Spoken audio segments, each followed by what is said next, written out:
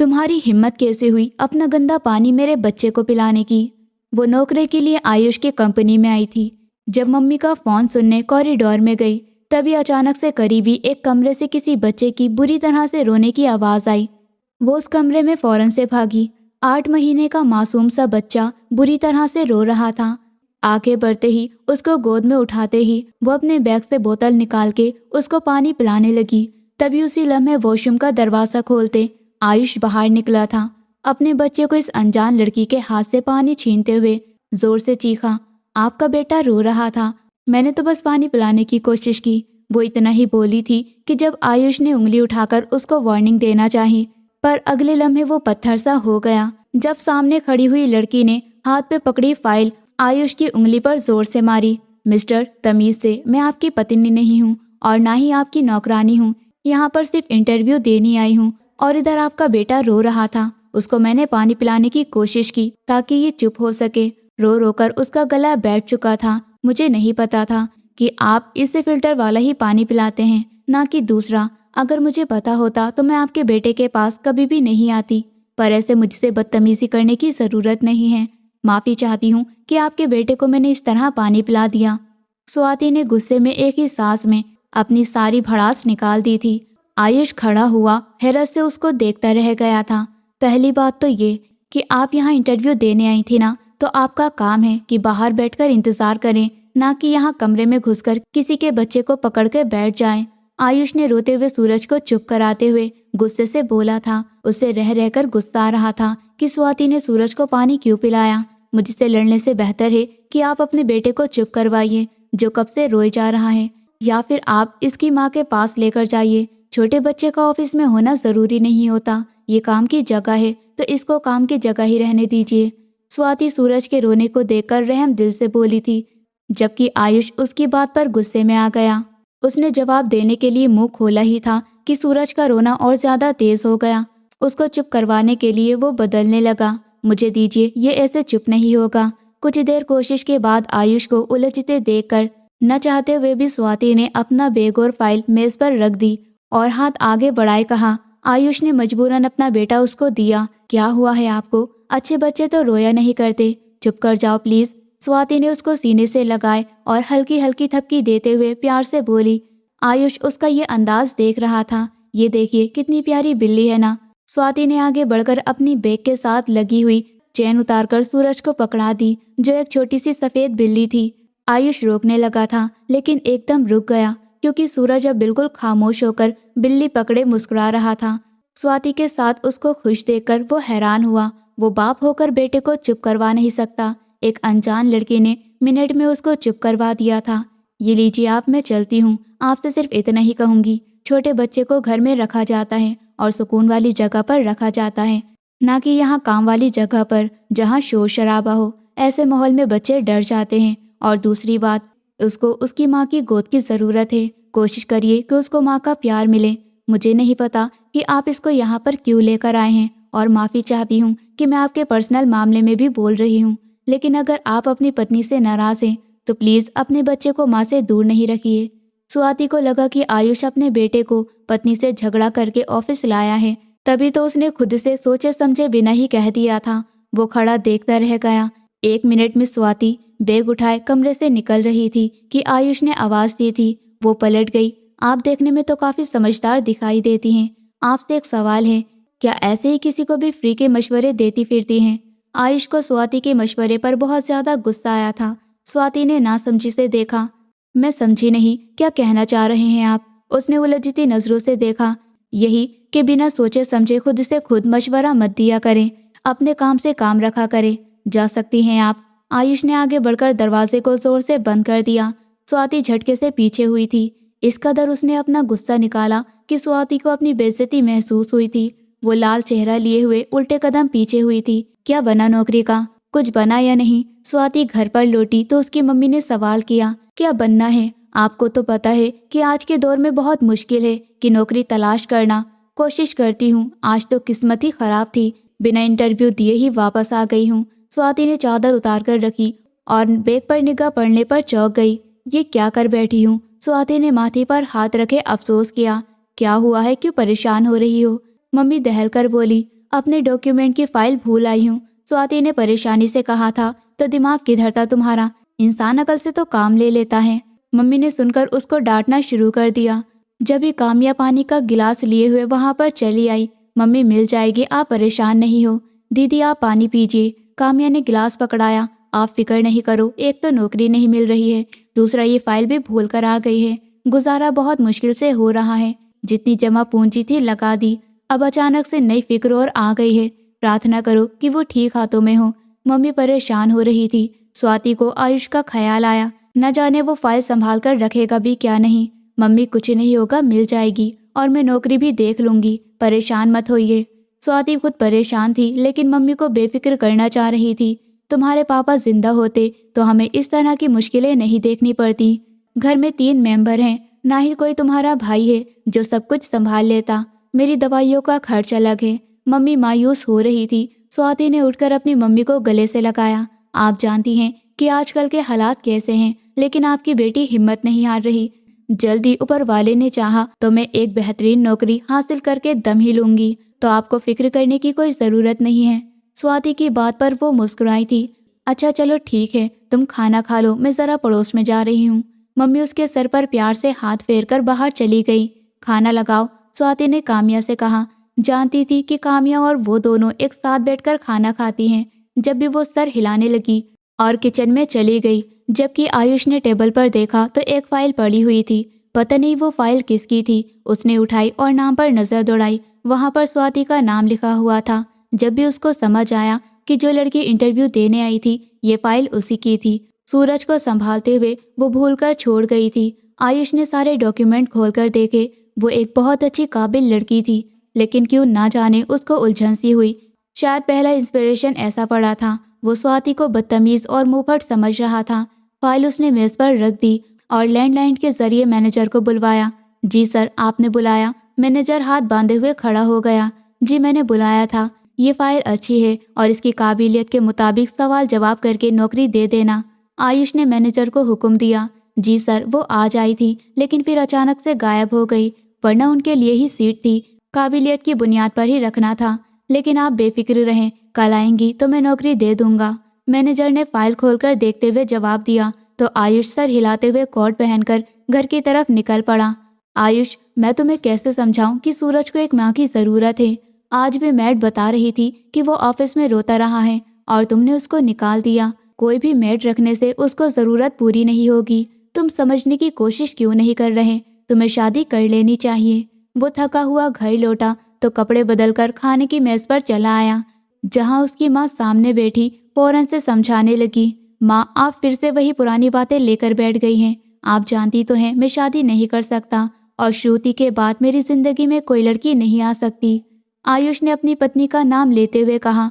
मैं भी जानती हूँ कि कोई लड़की श्रुति की जगह नहीं ले सकती, पर इससे बड़ी हकीकत ये भी है कि तुम्हारे बेटे को एक माँ की ज़रूरत है। तुम्हें अपने बेटे के बारे में तो सोचना पड़ेगा, वरना सारी जिंदगी तुम श्रुति से वफा निभाने के चक्कर में अपने बेटे को सजा देते रहोगे। माँ ने गुस्से से कहा था। उन्हें अपने पोते की बेहद फिक्र थी। तो मैं क्या करूं? आप जानती तो हैं आज के दौर में कोई भी दूसरी औरत माँ की तरह बच्चों की देखभाल नहीं करती। मुझे नहीं लगता कि सूरज को कोई भी लड़की सगी माँ की तरह रख पाएगी। आयुष ने दिल में जन्म लेती हुई अपनी बात को जाहिर किया तो माँ मुस्कुराई थी। अगर तुम उस लड़की को पत्नी की हैसियत से घर लाओगे तो पत्नी का दर्जा भी दोगे तो वो तुम्हारे बच्चे को एक माँ की तरह पालेगी।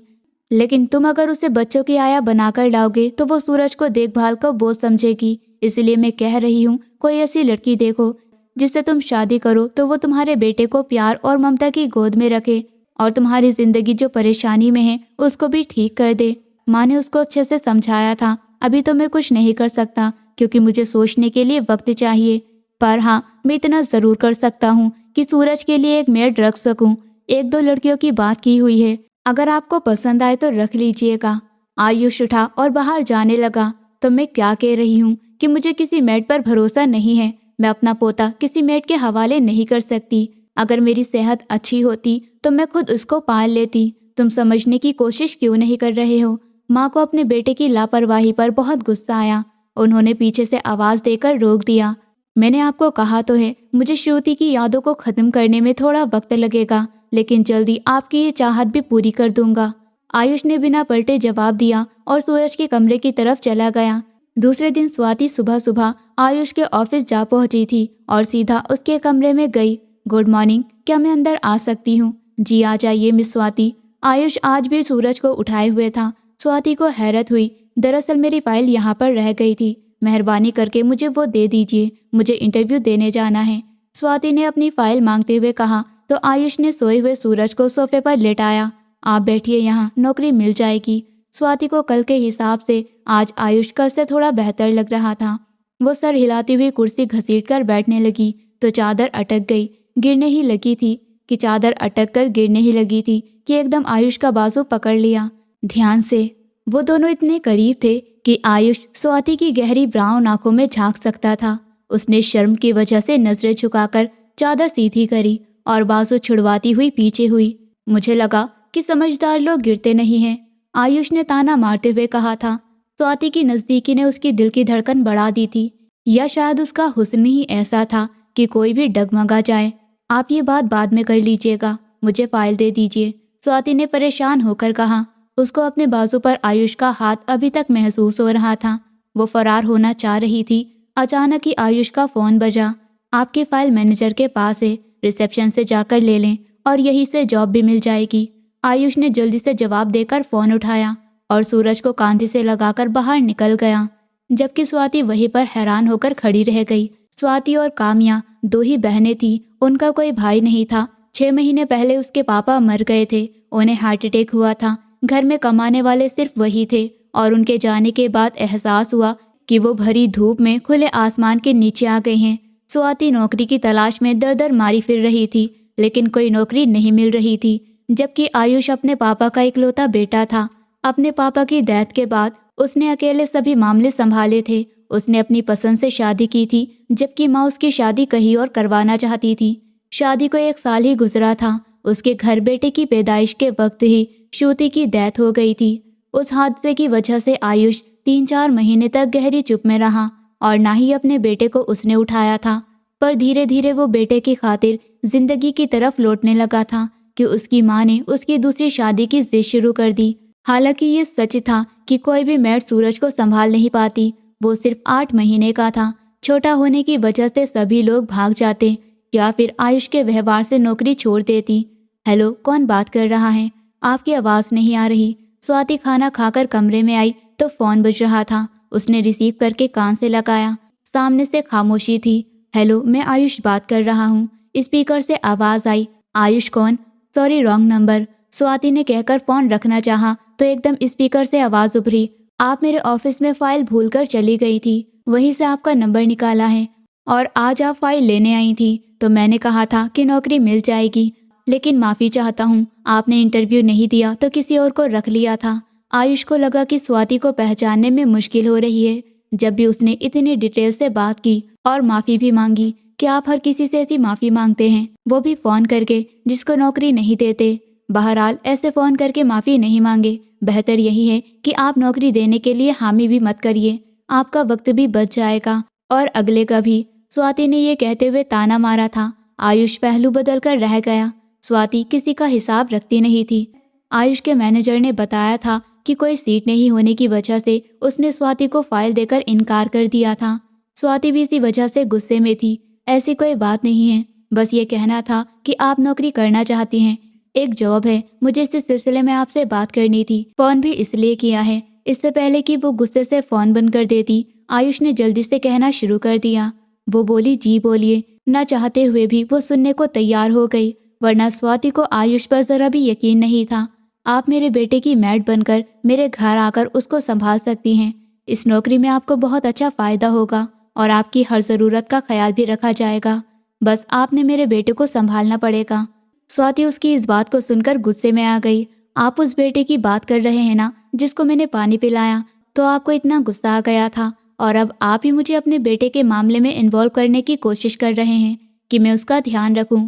इतना यकीन मुझ पर अचानक कैसे हो गया आपको, और आप अपनी पत्नी से देखभाल क्यों नहीं करवाते? स्वाति फूट पड़ी थी। पहले दिन उसका सख्त लहजा और आज नौकरी की हामी भरकर इनकार। उसके बाद ऐसे फ़ोन करके बेटे के लिए मैट की नौकरी देने का खुद को आयुष समझता क्या था? पहली बात ये कि बिना जाने आप कुछ भी खुद से सोच लेती हैं। मेरी पत्नी की डेथ हो गई है, अगर वो जिंदा होती तो मुझे किसी की मैट की जरूरत ही क्यों होती? दूसरी बात, आपने मेरे बेटे का ख्याल रखना है, लेकिन जिस तरह मैं कहूँगा इस तरह ही आप रखोगी।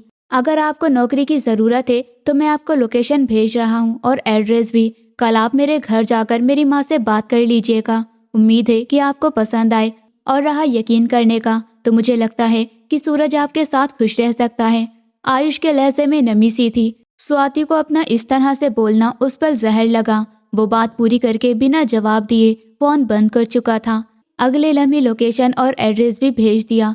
स्वाति खुद को एक मूर्ति की तरह जमा हुआ महसूस कर रही थी। वो उस नन्हे मासूम से बच्चे को सोचती रही, वो नौकरी करे या नहीं। आयुष से एक उलझा हुआ किरदार मालूम होता था। मम्मी जा रही हूँ, प्रार्थना कीजिएगा कि सब कुछ ठीक हो। स्वाति सारी रात सोचती रही कि उसको जाना चाहिए या नहीं, और आखिरकार नतीजा ये निकला। नौकरी की ज़रूरत तो उसको थी, लेकिन उसकी देखभाल से एक बच्चा बेहतर हो सकता था। यही क्यों नहीं भले, अब उसके बदतमीज बाप को बर्दाश्त क्यों न करना पड़े। कहाँ जाओगी? मम्मी ने पूछा, क्योंकि वो और कुछ इंटरव्यू के हवाले से उसने मम्मी को बताया था। अभी तक तो नहीं जानती, लेकिन कहा गया है कि किसी बच्चे की देखभाल करनी है।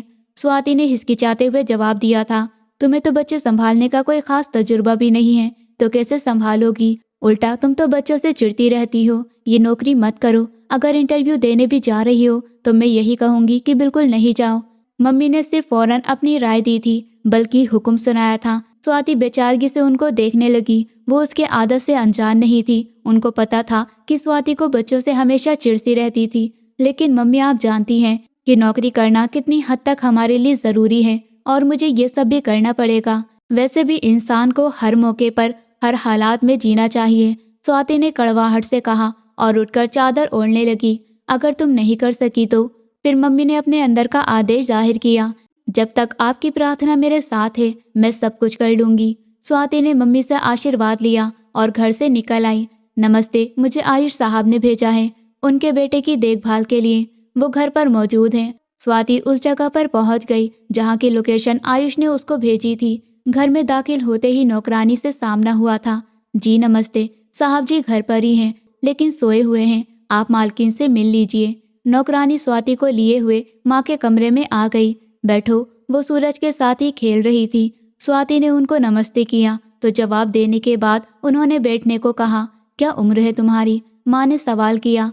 वो स्वाति को गौर से देख रही थी। उनको स्वाति कहीं से भी मैड नहीं लग रही थी जो बच्चों की देखभाल कर सकती हो। जी 24 साल। स्वाति उनकी नजरों के कैद में थी। वो परेशान होते हुए बोली, पहले किसी के बच्चे संभाले हैं या नहीं? तीसरा सवाल किया गया। मैंने कभी नहीं संभाले, पहली बार है। स्वाति ने सर झुकाए हुए कहा। तो सूरज को कैसे संभालोगी? मुश्किल तो नहीं होगी? माँ ने अगला सवाल किया। ये तो मैं नहीं जानती, लेकिन सर ने कहा है कि आपसे जाकर मिलूं, तो मैं आ गई। स्वाति ने अब की बार थोड़ा सा चिढ़कर जवाब दिया। आयुष के भी उल्टे काम हैं, क्या कहूँ मैं उसको? ऐसा करो, तुम 2 दिन सूरज के साथ रहने की कोशिश करो, उसको संभालो। अगर वो तुम्हारे साथ ठीक रहा, तुम उसको संभाल सकी, तो मैं तुम्हें रख लूंगी, वरना मैं तुम्हें नहीं रखूंगी। माँ ने अपनी वार्निंग देते हुए कहा था कि वो सूरज को ठीक रख सके, तभी नौकरी पक्की की जाएगी। मजबूरन स्वाति को हाँ कहना पड़ा। जी ठीक है। स्वाति ने सर हिलाया तो माँ ने सूरज को उसको पकड़ा दिया। वो पहले से ही स्वाति की तरफ जा रहा था। माँ थोड़ी हैरत से देखने लगी। तुम उसको सारी बातें भी बताना कि सूरज को किस टाइम दूध दिया जाता है, कब क्या खाना खिलाना होता है, माँ ने नौकरानी से कहा था। और तुम कोशिश करना कि इसका ख्याल रख सको। हो सकता है कि तुम्हारे साथ बेहतर महसूस करे, क्योंकि पहले जितनी भी मैड रखी हैं उनकी तरफ ये कभी भी नहीं गया। माँ ने पोते की मुस्कुराहट को देखते हुए कहा। वो स्वाति की उंगली पकड़े हुए चहक रहा था।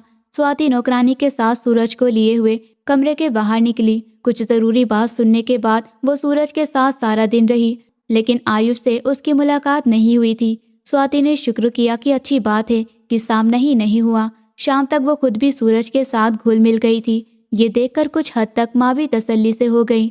अब मैं चलती हूँ। स्वाति माँ से इजाजत लेने आई। खाना खाकर जाना बेटी, उन्होंने सुबह के सख्त लहजे की जगह अब नरमी से कहा था। स्वाति हैरान हुई, सोच में घूम गई कि माँ बेटा एक जैसे ही हैं, कभी नमी तो कभी सख्त व्यवहार। मुझे लगता है कि तुम्हें 2 दिन तक और ट्राई करने की बजाय अब रोजाना आना चाहिए। क्योंकि सूरज तुम्हारे साथ मुस्कुराने लगा है। मुझे अपने पोते की सेहत और मुस्कुराहट से ही मतलब है। तुम वैसे भी सुबह 8 बजे आ जाना और शाम 5 बजे चली जाया करना। इस बीच तुम्हारा खाना पीना जो तुम्हें ज़रूरत होगी वो सब मिलेगा। बाकी महीने की सैलरी आयुष दे दिया करेगा।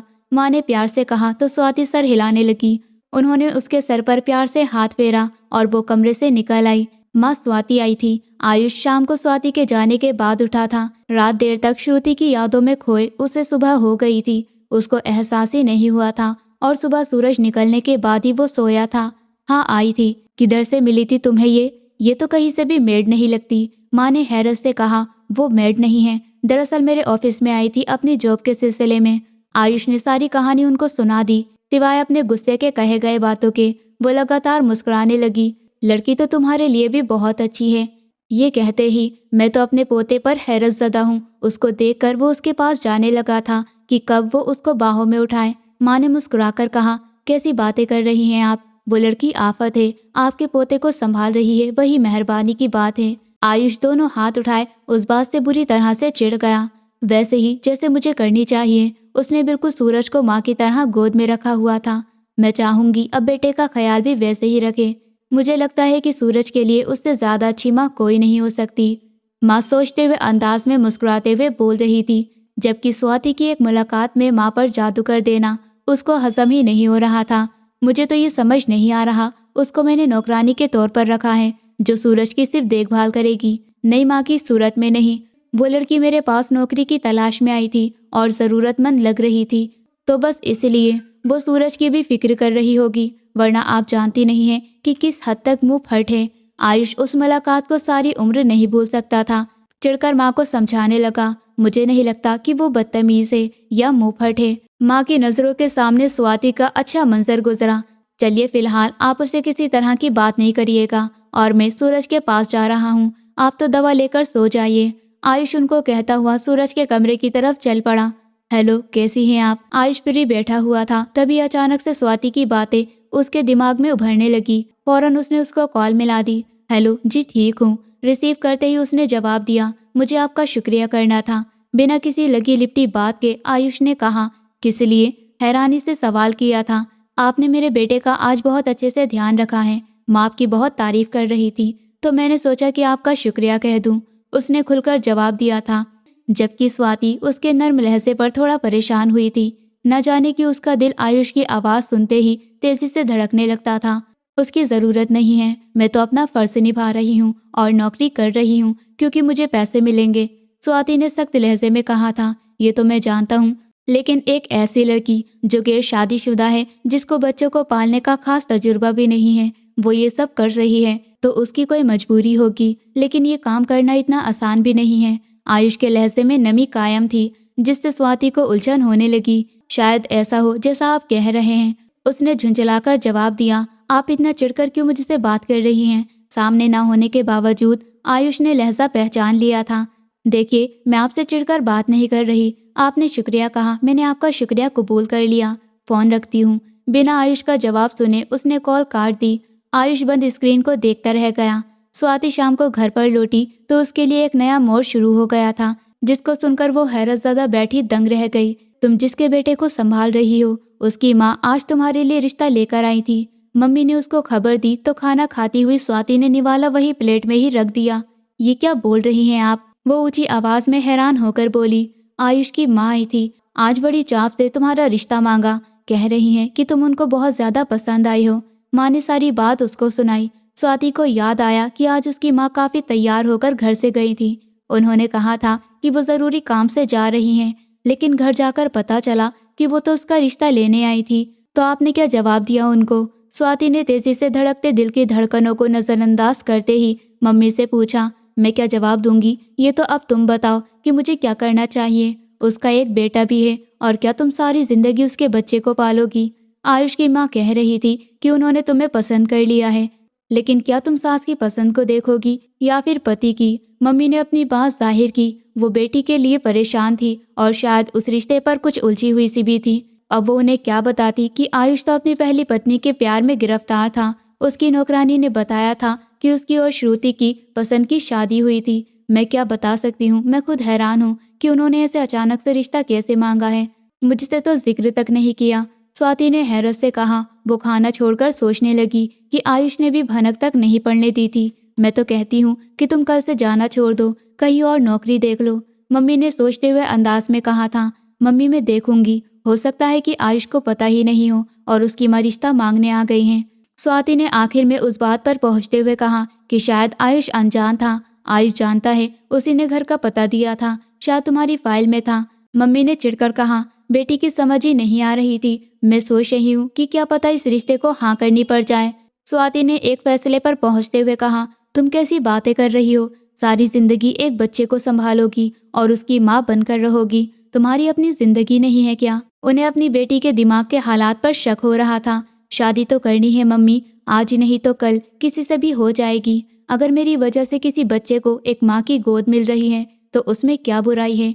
वो नरमी से सर झुकाए हुए बोली थी। उसमें कोई बुराई नहीं है, लेकिन तुम अपनी जिंदगी खराब कर लोगी। मम्मी डरी हुई थी। कुछ नहीं होता, अगर वो दोबारा से आए तो मुझे जरूर बताइएगा। मैं आपको बताऊंगी कि हाँ करनी है या ना करनी है। फिलहाल इस बात को भूल जाइए कि कोई रिश्ता अभी आया था, स्वाति ने नरमी से कहा और खाने की प्लेट उठाए वहां से चली गई। उसके दिमाग में हजार सवाल घूम रहे थे जिन्हें वो आयुष से बात करके ही सुलझा सकती थी। आप मुझसे शादी क्यों करना चाहते हैं? रात को उसने आयुष को बिना झिझक फोन किया। दूसरी घंटी पर फोन उठा लिया गया था, जैसे वो उसी का इंतजार में बैठा हुआ हो। या आप बेहतर जानती हैं कि मैं आपसे शादी क्यों करना चाहता हूँ, उसने ढके छुपे शब्दों में कहा। तो स्वाति परेशान हुई। मुझे आसान शब्दों में अपने सवाल का जवाब चाहिए था। आप मुझसे शादी क्यों करना चाहते हैं और किस वजह से? पहले ये हकीकत मैं आपके मुंह से सुनना चाहती हूँ ताकि फैसला कर सकूं। स्वाति ने अपने सवाल पर जोर देते हुए फिर से दोहराया। अच्छा, पूछ सकता हूँ कि आप ये क्यों जानना चाहती हैं? आयुष को उसके लहजे से कुछ अलग ही एहसास हो रहा था। मेरी जिंदगी का सवाल है, किसी भी इंसान के लिए उसको बर्बाद तो नहीं कर सकती और ना ही आप मुझे रुपये पैसे से खरीद सकते हैं कि आप रिश्ता भेजें और मैं आपकी दौलत से इम्प्रेस्ड होकर झट से हाँ कर दूंगी। स्वाति ने कड़वाहट से कहा था।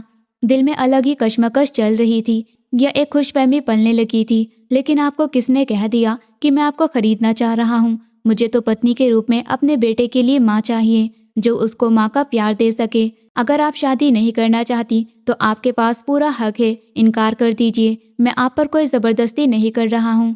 बिला आखिर हकीकत खुलकर सामने आ गई थी। स्वाति अपनी ही दुनिया में खुशफहमी में थी कि आयुष को उससे प्यार हो गया है, जबकि यहाँ तो बात ही कुछ और निकली थी। मैं इस रिश्ते के लिए तैयार हूँ, लेकिन मेरी कुछ शर्त है। कई लम्हे खामोश रहने के बाद स्वाति खुद तसल्ली से होते हुए बोली। ठीक है, आप अपनी शर्त बताइए। आयुष ने इजाजत दी। पहली शर्त तो ये है कि मैं सिर्फ आपके बच्चे की माँ बनूंगी, ना कि आपकी पत्नी। फिर दूसरी शर्त यह है कि आप मुझे सिर्फ अपने बेटे की माँ की सूरत में कबूल करेंगे, पत्नी का दर्जा नहीं देंगे। तीसरी शर्त यह है कि मुझे अपनी माँ और बहन उन दोनों के लिए नौकरी करनी होगी। तो अगर आप चाहते हैं कि मैं नौकरी नहीं करूं, तो आप महीने का खर्चा मेरी माँ और बहन के लिए उनके घर देकर जाया करेंगे। और अगर आप ये नहीं करना चाहते तो मेरी तरफ से इस रिश्ते के लिए इनकार है। स्वाति ने बड़े तेजी से ये सब कहा था और अपनी पूरी बात कर दी। आपकी ये शर्तें जायज़ हैं क्योंकि मैं पहले से ही अपनी शर्त पर शादी के लिए तैयार हुआ हूँ। आयुष ने स्वाति के अरमानों पर आखिरी कील भी ठोक दी थी। चलिए ठीक है, बाकी के मामले आपकी माँ और मेरी माँ से तय कर लेंगी। मैं फ़ोन रखती हूँ, बाय। स्वाति ने बात फौरन से काट दी और एकदम से रोने लगी। स्वाति के रिश्ते के लिए हाँ करते ही दूसरे दिन आयुष की माँ चली आई। उन्होंने स्वाति की माँ से शादी की तारीख मांगी और शादी की तैयारियां शुरू हो गई। आयुष की तरफ से काफ़ी कुछ तैयारी की जा रही थी, जबकि स्वाति की तरफ से कुछ ही लोग थे और बस कुछ सामान जो उसकी माँ ने जोड़ रखा था। उसके दिल में हजारों अंदेश थे जो उसको परेशान कर रहे थे कि उसकी आने वाली जिंदगी कैसे गुजरने वाली है। सूरज उससे काफ़ी हद तक अटैच हो गया था। माँ भी बहुत खुश थी क्योंकि उनके जीते जी पोते को एक माँ मिलने वाली थी।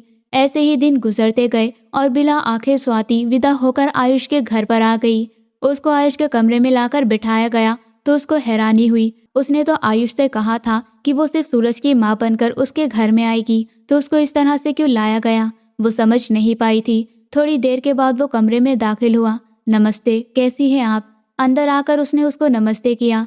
जी, स्वाति जवाब में बोली। ठीक हूँ, और हल्का सा सर हिलाया। मैं माफ़ी चाहता हूँ कि ये सब करना पड़ा, लेकिन ये माँ की ख्वाहिश थी, वरना मुझे इसमें कोई दिलचस्पी नहीं। हमें उनके सामने एक अच्छे पति पत्नी बनने का नाटक करना पड़ेगा। आप इस कमरे में आराम से सुकून से रह सकती हैं, लेकिन कमरे के बाहर हमें एक्टिंग करनी पड़ेगी।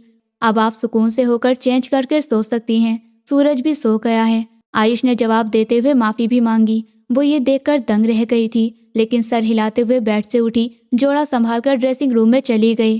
कपड़े बदल कर आई तो वो सोफे पर लेटा हुआ था। बेड पर सूरज सो रहा था और वो उसी के पास आकर सो गई। उसकी आंखों में कई सपने थे जो किरचियों में बटकर बिखर गए थे। वो रात देर तक बिना आवाज़ के रोती रही और कब आंख लग गई उसको एहसास ही नहीं हुआ। ऐसे ही उनके दिन गुजरते गए। आयुष और स्वाति के बीच कोई पति पत्नी का रिश्ता नहीं बना था, क्योंकि स्वाति ने शादी से पहले ही ऐसी शर्तें रखी थी। अब एक दिन आयुष ऑफिस से आया तो माँ उससे बोली, स्वाति को 3-4 दिनों से बुखार हो रहा है आयुष, और तुम उसका ध्यान रखना तो दूर की बात है, तुम उसकी खैरियत भी पता करने की कोशिश नहीं कर रहे हो। वो उस हालत में भी तुम्हारे बेटे को गोद में उठाए हुए फिरती रहती है। मैंने तुम्हें पहले भी कहा था कि तुम्हें अपनी शादीशुदा जिंदगी को भी देखना है, पर अगर तुम अब ऐसा करोगे तो उसके दिल में क्या ख्याल आएगा कि तुमने उससे शादी अपने बेटे के लिए ही की है। आयुष, इतनी तो लापरवाही मत दिखाओ। वो ऑफिस से थका हुआ लौटा था, जो सीधा आकर अपनी माँ के कमरे में गया था, लेकिन अंदर दाखिल होते ही उसको देखकर एक ही सांस में अब बातें सुनाने लगी, जबकि वो हैरत में था कि स्वाति को बुखार था और वो इस बात से अनजान था। स्वाति ने बताया क्यों नहीं मुझे? वो सोचने लगा। उनकी शादी को 1 महीना हो गया था। स्वाति एक अच्छी माँ बनकर सूरज का ख्याल रखती।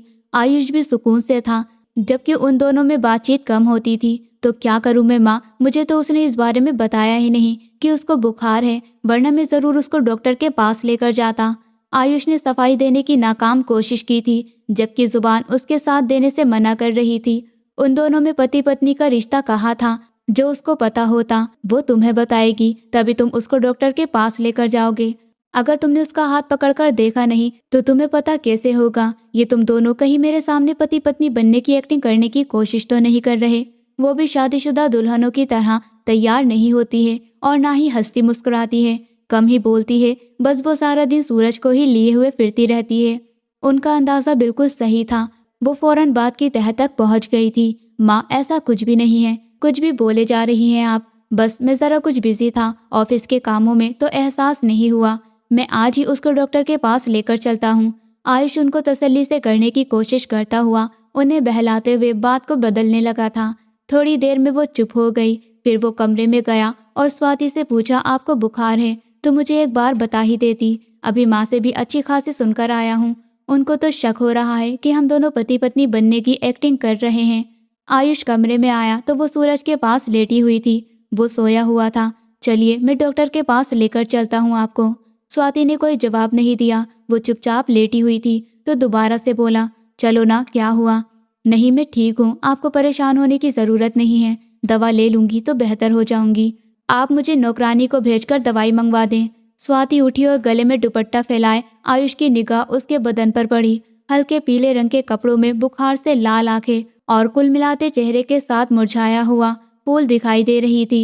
इस हालात के बावजूद आयुष का दिल ना जाने क्यों मचलने लगा था। वो माँ बता रही थी कि 3-4 दिनों से बुखार है। अगर अभी चेकअप करवाकर दवा नहीं ली तो इन्फेक्शन भी हो सकता है। मैं इंतजार कर रहा हूँ, जल्दी तैयार होकर आ जाएं। निगाहें बदलकर उसने नरमी से कहा था, जबकि स्वाति का दिल जलने लगा था। आपको समझ क्यों नहीं आ रही? मैं डॉक्टर के पास नहीं जाना चाहती। तो मतलब नहीं जाना चाहती?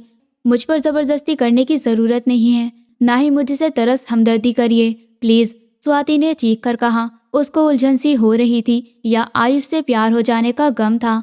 वो बुखार की सूरत में उसको जलाया जा रहा था।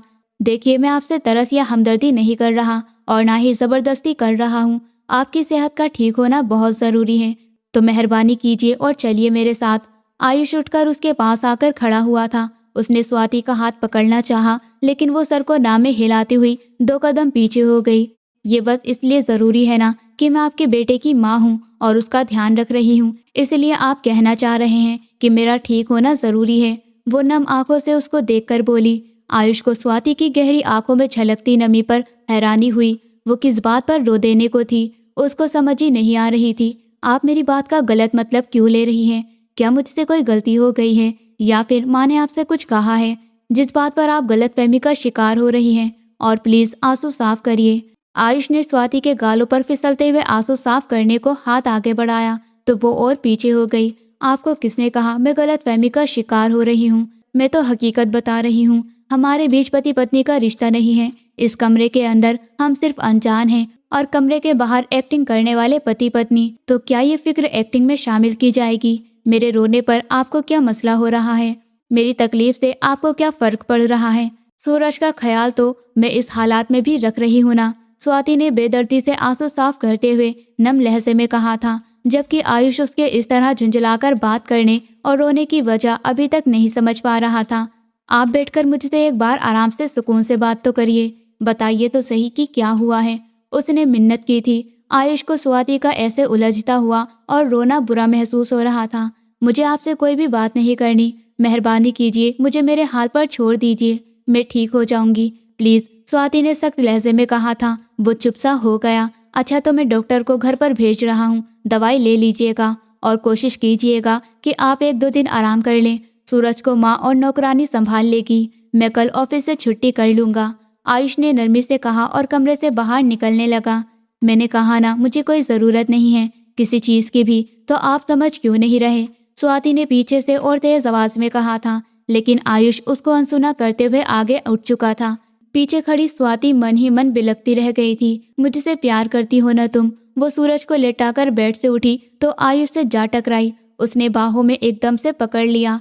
पहली बार वो आपसे तुम पर आया था। मैं आपसे प्यार नहीं करती, छोड़िए मुझे, स्वाति ने मुंह फेरकर जवाब दिया और खुद को आयुष की गिरफ्त से आज़ाद करना चाहा।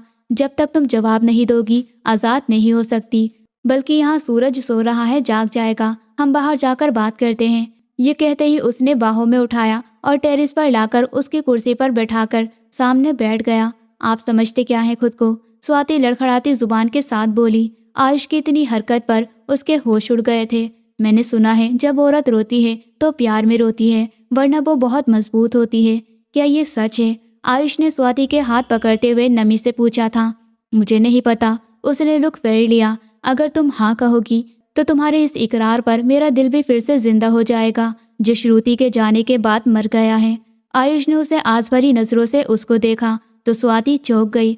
मुझे तुमसे उस पल ही प्यार हो गया था जब तुमने मुझसे बहस के बावजूद सूरज को गले से लगाए चुप करवाया था। बस डरता था कि तुम जैसी लड़की एक शादीशुदा इंसान से प्यार कैसे करोगी। मुझे लगा कि तुम ये शादी सिर्फ सूरज की वजह से कर रही हो, लेकिन तुम्हारी आंखों में झलकते हुए आंसुओं ने वो सब कह दिया जो तुम दिल में छुपाए हुए हो।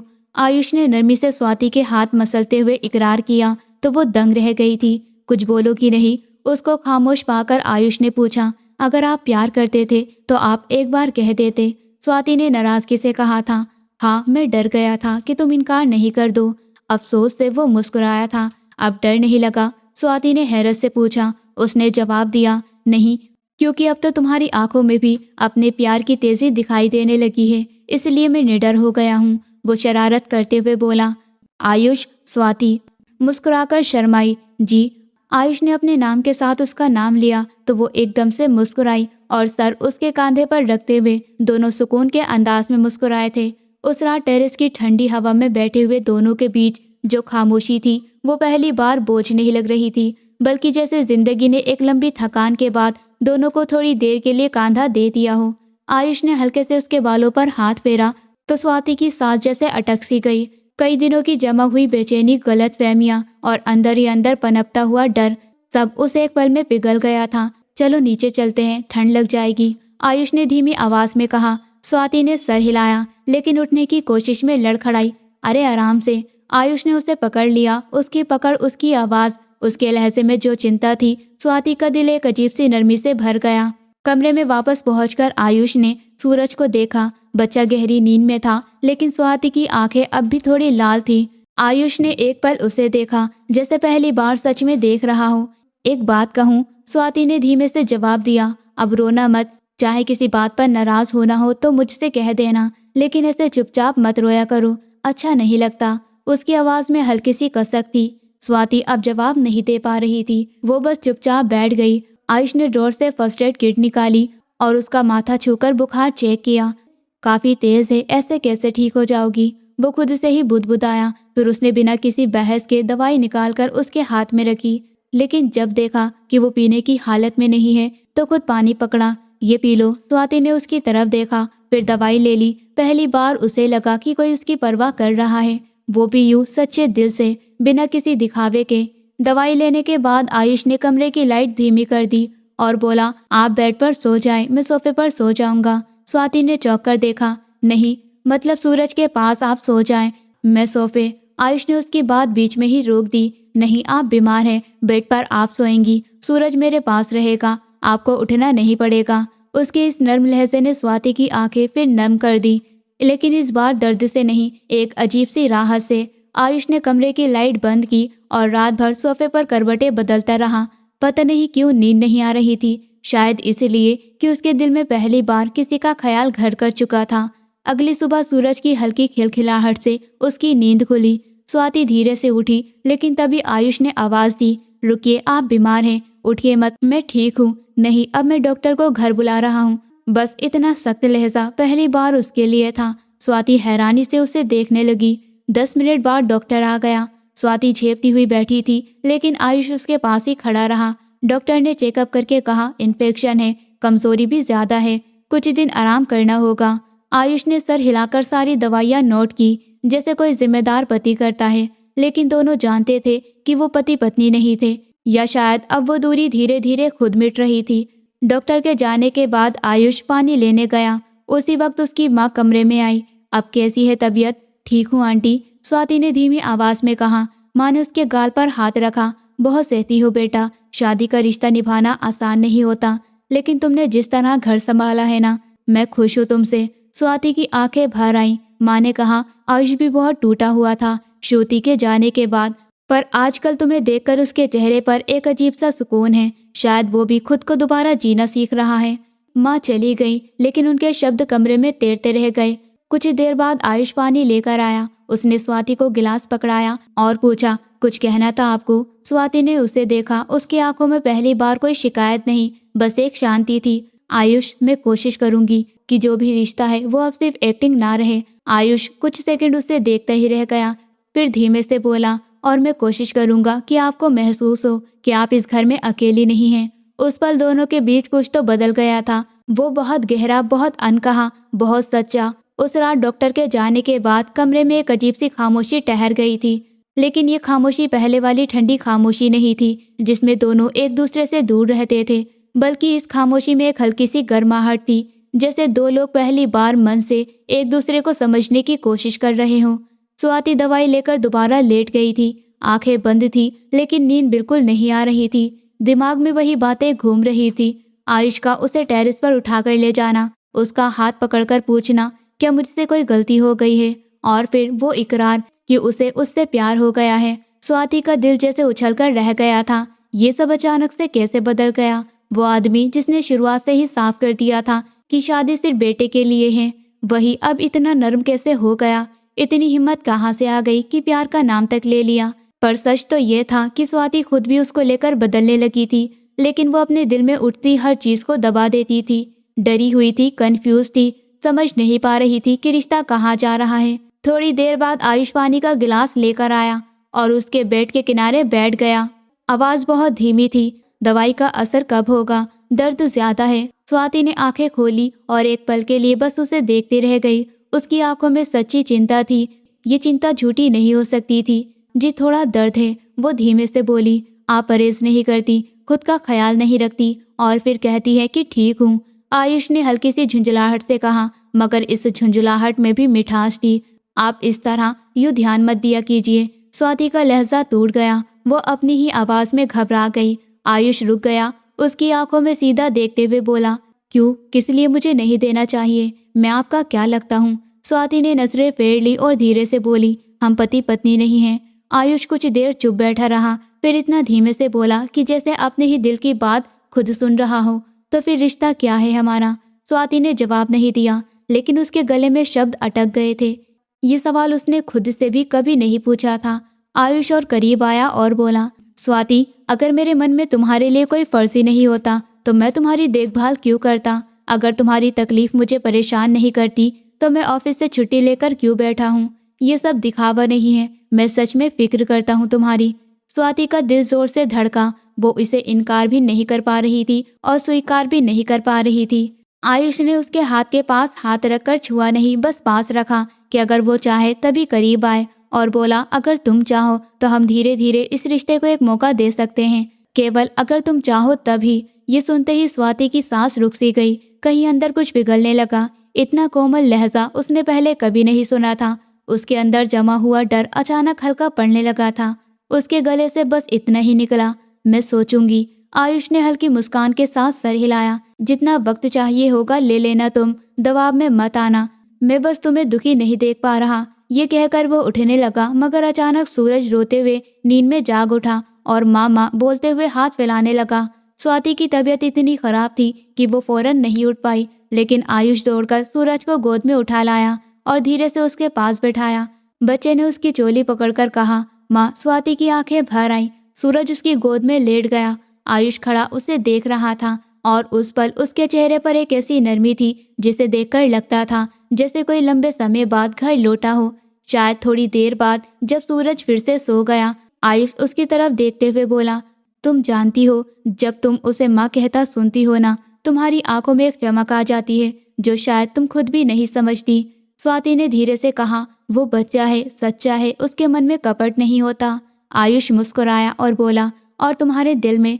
स्वाति झेपकर चुप हो गई और करवट लेकर लेट गई। आयुष ने उसे आराम से लेटते देखा और धीरे से बोला, सो जाओ, मैं यहीं हूँ, कहीं नहीं जा रहा। और सचमुच वो सारी रात सोफे पर नहीं बल्कि बेड के पास वाली कुर्सी पर बैठा रहा।